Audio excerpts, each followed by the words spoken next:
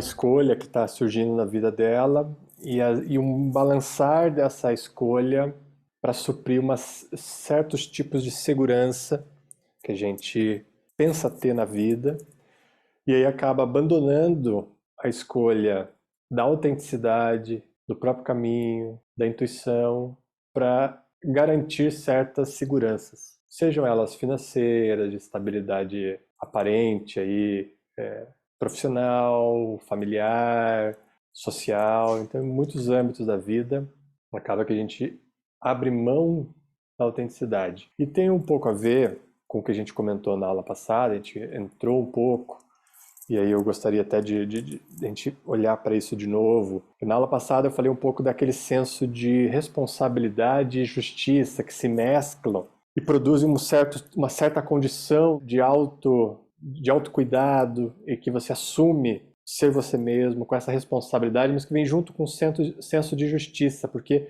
o 6 nunca está falando de si próprio somente. Está sempre falando de você, mas da sua relação também com o mundo. Lá, acho que na primeira ou segunda aula, a gente comentou sobre a maestria do ponto, da linha e do círculo sobre o 6, e esse círculo diz respeito ao entorno da gente, né? Por isso que a linha do arco aqui é um campo eletromagnético que se estende para fora do corpo. Falamos dessa coroa e de você assumir essa responsabilidade sobre você com esse senso de justiça ao mesmo tempo, o que é uma condição específica que se forma quando você junta essas duas condições juntas, assim, né? Quando você pega responsabilidade e justiça e coloca junto, é diferente só de responsabilidade e só de justiça, né? Responsabilidade não implica necessariamente justiça, você pode seguir somente com a responsabilidade com algo que você se comprometeu, e justiça, a gente sabe o quanto pode ser falha se ela está baseado em critérios equivocados, que não assume a responsabilidade pelas próprias condições. Então, é um lugar interessante que surge a partir desses dois centros.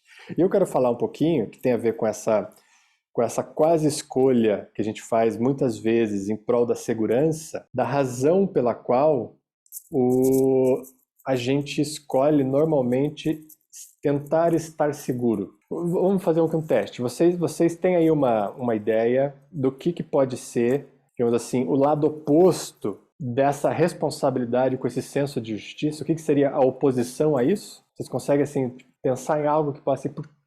Por que você não assumiria a responsabilidade ou não viveria nesse estado de justiça, de responsabilidade justa, ou você não escolheria só autenticidade? O que surge quando você não escolhe isso? O medo. Exatamente. E essa é uma condição do 6. É por isso que ela vai falar, que a gente já comentou um pouco assim, né? Passou por cima em alguns momentos dessas nossas conversas, da condição guerreira do 6, porque ela tem muito a ver com o medo. Então esse medo que te trava diante de algo que você precisa fazer, de uma escolha que precisa ser feita, ou o medo que te joga para a pior escolha, porque você perde a sua capacidade de assumir a responsabilidade por ser você. E quando a gente coroa a nós mesmos, como eu comentei na aula passada, quando você coloca uma coroa sobre você e você afirma que você é o senhor de si mesmo, como o Kriya da última aula, o Sahib Kriya, você afirma que é o senhor de si mesmo, você assumir esta maestria sobre si mesmo implica em, normalmente, uma condição que é interessante para a gente avaliar aqui, uma oposição. Aparente, pelo menos. Quando você pensa assim, não, eu vou assumir a minha posição, parece que nesse assumir a posição está em jogo uma oposição a algo. E aí surge um medo do conflito. Quando você decidiria assumir que você é você e você quer viver toda a sua totalidade, no aspecto mental, isso manda um sinal de que provavelmente você vai entrar em confronto com alguém por oposição. E aí esse confronto já gera em nós um senso de medo, e aí uma possível avaliação pelo ambiente mais seguro, ou pelo ambiente onde as coisas aparentemente não vão ter um conflito. Então você decide pela pior escolha, que é se manter cômodo. O que a mente não sabe é que não implica uma oposição você sustentar a sua autenticidade, a sua postura. Eventualmente vai implicar. Eventualmente você vai precisar empunhar a sua espada e se manter de pé, afirmando um certo limite. Tá? Não é você quem avança no confronto. O confronto em alguém que está estabilizado ocorre simplesmente pela permanência na sua postura, você só simplesmente afirma quem você é, você não está em oposição a ninguém.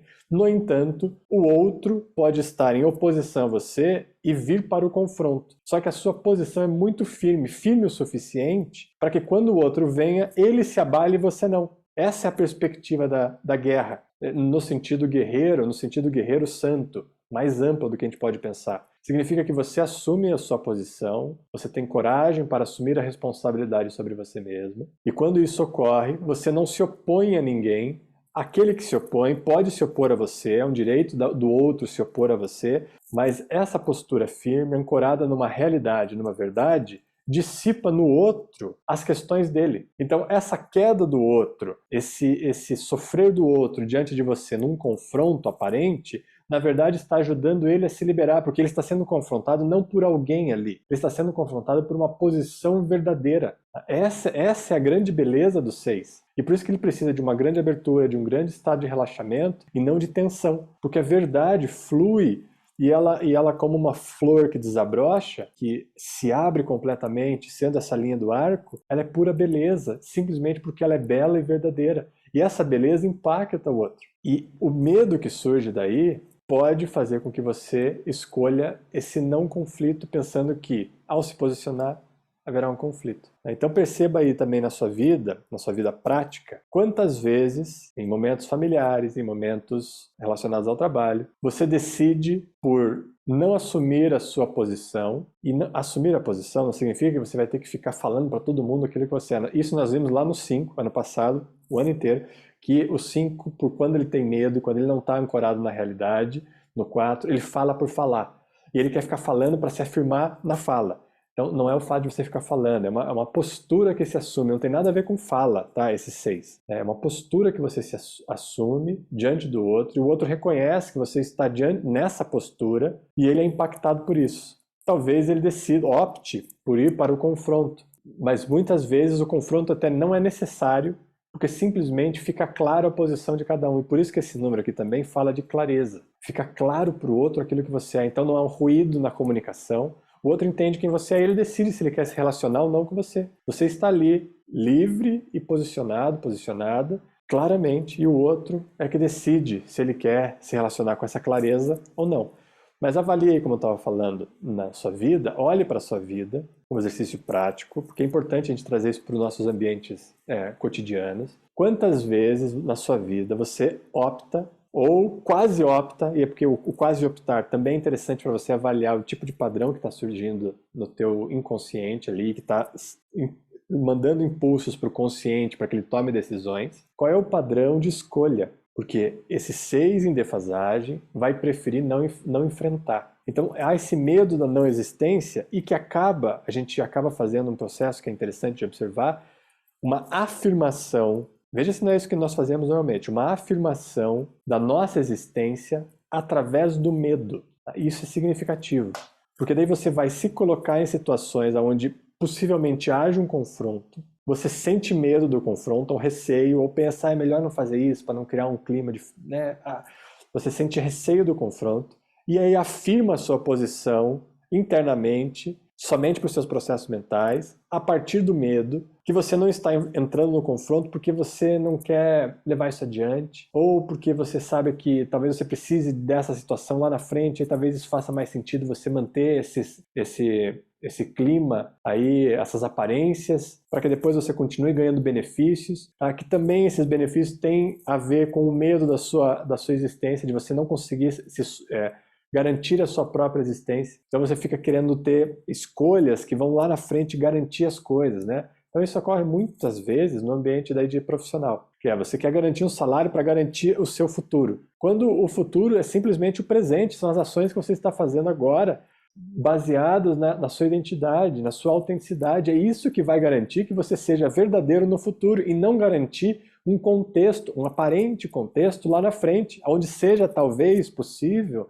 você ser autêntico. Tá? Isso não faz o menor sentido, lógico. Tá? Quando você pensa, não, lá na frente, daqui uns 2 anos, quando estiver bem estabilizada, aí será possível eu ser autêntico. Não, se não está sendo possível agora, não será depois. Você precisa olhar para esse momento presente, para agora, para entender agora o que está acontecendo e fazer a escolha adequada. Mas como é que a gente faz a escolha adequada? Não é querendo, não é pensando, é fortalecendo, é prática, é sadhana. Por isso que eu reforço muito a ideia aqui de que quem ainda não tem, experimente ter uma prática diária constante, mesmo que muito pequenininha ali, 3 minutos, 5 minutos, não menospreze uma pequena quantidade de tempo, mas que você possa manter todos os dias, porque isso vai ajudar o seu trabalho psíquico e o seu grau, o seu nível de intuição, a uma amplitude maior de clareza da intuição, que mande um comando e você acolha aquele comando e faça. É isso que vai garantir o seu futuro. Então, nesse momento em que você decide diminuir você, é como se você tirasse essa coroa de cima da cabeça e falasse assim: eu não sou mais rei, eu não sou mais realidade, eu não sou mais realeza, eu não tenho mais autonomia sobre a minha própria condição e prefiro ficar submetido, submetida às condições dos outros.